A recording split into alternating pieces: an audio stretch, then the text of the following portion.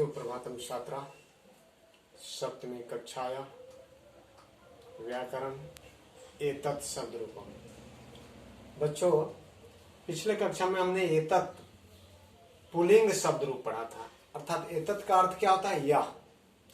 एतत् मूल शब्द है जिसका अर्थ होता है यह।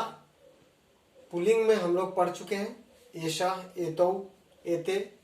उसी तरह से स्त्रीलिंग में भी इस एतत् शब्द के रूप चलते हैं। तीनों लिंग में अलग अलग रूप चलता है, मूल शब्द एतत् ही होता है, बाकी लिंग के अनुसार उसके विभक्ति रूप अलग हो जाते हैं। तो स्त्रीलिंग में देखते हैं, प्रथमा एक वचन में एषा होता है, ठीक है। पुल्लिंग में क्या था? एषा, और यहाँ ऐसा हो जाएगा। ऐसा मतलब यह। स्त्रीलिंग शब्दों के लिए यह का प्रयोग करना हो तो क्या प्रयोग करेंगे हम? एषा, एक वचन। द्विवचन के लिए एते, ठीक है, ये दोनों। इसका अर्थ क्या हो गया? या। इसका अर्थ क्या हो गया? ये दोनों निकट वस्तु, निकट व्यक्ति के लिए है। और एता अर्थात ये सब या ये सभी, या सब, ठीक है। द्वितीय में होता है एताम, एते, एता, ठीक है।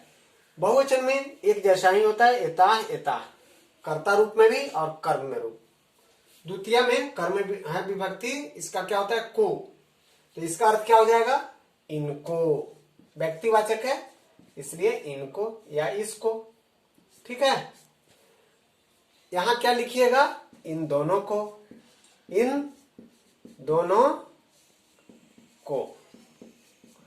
और यहां क्या होगा? इन सबको या इन सभी को, इन सबको। इस तरह से हम रूप इसका हिंदी अर्थ भी जानेंगे। हिंदी अर्थ जानने से क्या होगा? वाक्य बनाने में सुविधा होगी। तृतीय होता है एतया, एताभ्याम, एताभि। इसका मतलब क्या हुआ? इनसे या इनके द्वारा। एताभ्याम मतलब इन दोनों के द्वारा, एताभि इन सबके द्वारा। चतुर्थी, तो इसको भी लिख लीजिए एक वचन में कम से कम।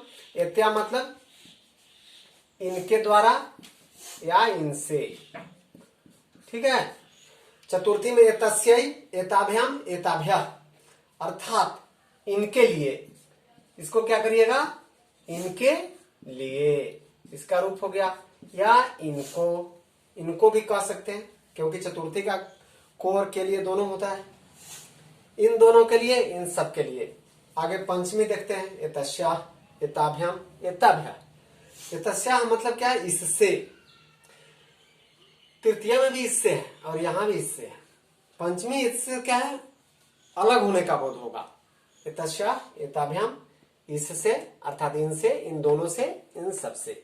षष्ठी में एतस्याः, इनके, क्या हो जाएगा? इनका, इनकी। तो यहाँ स्त्रीलिंग है तो हम इनकी कर देंगे या इसकी। इन दोनों की, इन सब की।